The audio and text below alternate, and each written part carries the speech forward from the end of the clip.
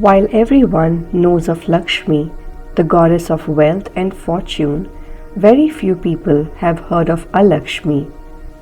Alakshmi is not mentioned in any of the Vedas, Upanishads, or the early Puranic literatures. But all aspects of Alakshmi match those of the Rig Vedic goddess Nirṛti. She is often referred to as the shadow of Lakshmi. She is also considered to be the elder sister of Lakshmi and represents everything that is opposite of Lakshmi, and hence is associated with poverty and misfortune. In Padma Purana, the cosmology includes her where the Samudra Manthana creates both good and bad of everything that emerges. That which is inauspicious and bad emerges first. More effort creates the auspicious and good according to the Padma Purana. First, Alakshmi emerges. Then, Lakshmi appears during the Samudra Manthana. Gods send Alakshmi to go dwell amongst harmful people, give them poverty and grief. She, as the goddess of inauspiciousness and grief, is the opposite of Lakshmi, who is the goddess of auspiciousness and joy. Alakshmi is sometimes referred to as Jyestha. Alakshmi is also known as Kalahapriya and Daridara, and the shadow opposite of Lakshmi. It was said that when she entered a household, Alakshmi brought jealousy and malice in her trail. Brothers fell out with each other. Families and their male lineage faced ruin and destruction. In Kartika Mahatmya, Mahadev Das retells the story of Alakshmi in Padma Purana, the only Puran that tells Alakshmi's story to some length. It narrates the story of both sister goddesses visiting the house of a devotee who, through great tapasya, had awakened their interest. Upon inviting them to his home, he then asked them, "What may I offer you?" In the Indian culture, when receiving a guest into one's home, the unquestioned custom is to offer them a wish. Whatever is asked is given as duty, without resentment from the giver or shame on the part of the asker. Lakshmi came wearing red and gold, the colors of the bride in Hindu culture. Her full hair was beautifully and modestly braided, and she scented the atmosphere with roses and jasmine. She moved with such sweet elegance as if she floated on the ether.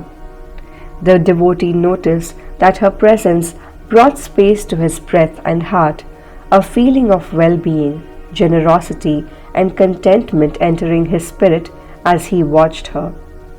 Lakshmi's wish was for a single dish of sweets and creamy delicacies. The devotee had these ordered and she ate them gracefully. Alakshmi entered wearing a single white cloth, the colors of a Hindu widow.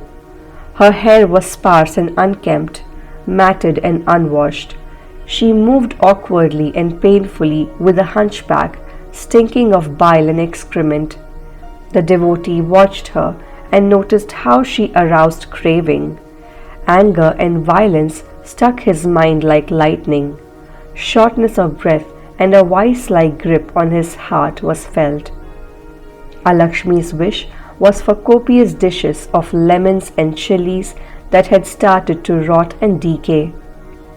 The devotee had these ordered and watched how she went at devouring them in a seemingly breathless panic. As the two sisters enjoyed their meal in the home of their devotee, he noticed that a profound focus and sobriety existed in him. He had an equal understanding of fortune and loss at the same time, which filled his head with compassion and balance. Lakshmi stood up and said, "May I wash my hands outside? I will return in a moment." The devotee directed her and she left him alone with her older sister for a while. In the presence of Alakshmi, the devotee became depressed, concerned only with the morbidity in his heart and the world around him. He went very deep into his meditation, but the pain took away his clarity. When Lakshmi returned, a balance once again came over him, as if waking from a dream, and he saw that life is not only bad. Then Alakshmi stood up and said, "I wish to go outside, but I don't need any water as I never wash." The devotee directed her outside. When he was left alone in the presence of Lakshmi, he noticed that he was filled with ego and well-being. Kingly and proud, compassion left his heart as he indulged in his own grandeur. As Alakshmi returned, the devotee felt that he had awoken from a self-satisfied trance and could not imagine what arrogance had possessed him. As the conversation between the goddesses and the man continued, the elder sister demanded to know from the devotee which one of them was more beautiful. The poor devotee struggled to find an answer that would not cause offense to both of them. He said, "You both are profoundly beautiful and ugly at the same time, according to where you stand." Alakshmi leaned forward and asked, "What do you mean?" He answered, "Lakshmi, for example, was hideously ugly when she stood outside my home, but when she entered within, she became beautiful." He continued, choosing his words very wisely. Alakshmi was unbelievably beautiful when she stood outside my home, but not so pleasing when she entered within. When both of you come together, my heart feels in balance. Lakshmi said, "Dear devotee, sometimes I will come alone, but if you wish to enjoy my beauty a little more, then place roses and jasmine flowers and sweets on your altar." Alakshmi said, "And sometimes I will also visit you alone, but if you wish to enjoy my beauty a little longer, then leave rotting lemons and chilies outside your door." There is also a story of Alakshmi's marriage that educates people on where Alakshmi likes to dwell. As per this story, Lakshmi, living in the supreme abode of Lord Vishnu, the Vaikuntha, was worried about her sister. She shared with Lord Vishnu the cause of her distress, that nobody was willing to take her sister for a wife. Vishnu knew that he himself would have to find a husband for his sister-in-law. The Supreme God went directly to sage Udalaka and asked him whether he would like to be related to him by marrying his sister-in-law. He said that he would be very pleased to have him, the virtuous sage, as his brother-in-law. The sage readily gave his consent.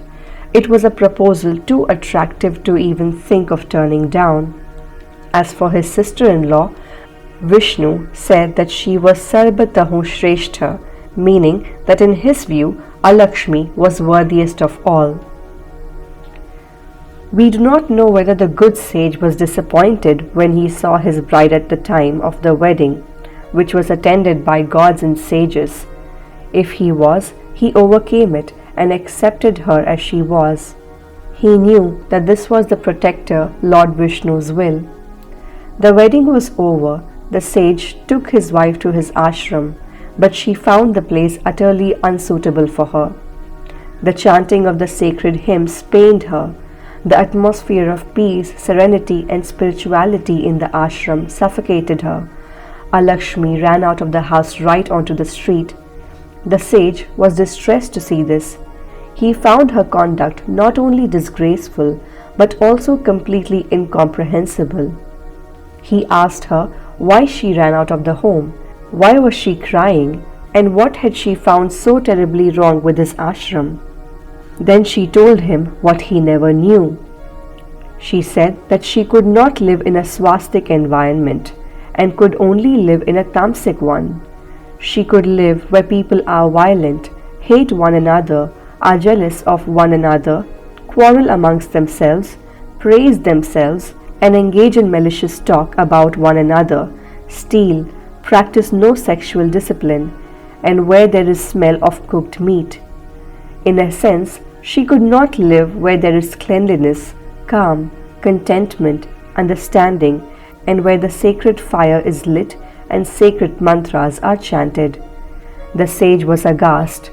He realized that he simply could not live with this woman. The virtuous sage did not hate her, nor did he feel cheated by Lord Vishnu. He had no complaints against anyone, but at the same time, he realized that there was no possibility at all that this marriage with Alakshmi would work. So one day, without telling her his mind, he took her to the woods, and there he told her that he was going to bring her food. He never returned. After 3 days of waiting, the reality of her situation dawned on her, and the helpless abandoned wife started crying. Alakshmi's cry reached her sister's ear in Vaikuntha, and she was sad and worried. She pleaded her husband to do something for her sister, who, she told him, had been forsaken by her husband and was all alone in the deep forest. Vishnu went to Alakshmi at once. He told her to come to Vaikuntha with him, a swastik abode, where lived those who had lived virtuous lives and had received his grace. Her sister was in charge there, and she would enjoy all comfort there. Alakshmi declined. She told him that her nature was such that purity and virtue suffocated her. Vaikuntha would make her utterly miserable. Vishnu, the ultimate provider, found such a place for her. He asked her to live in those houses where people quarrel, in those persons who are cheats and liars, who bring suffering to others and relish the sight of others in pain, who have no respect for others' women, and who are addicted to the game of dice and are unclean in every aspect.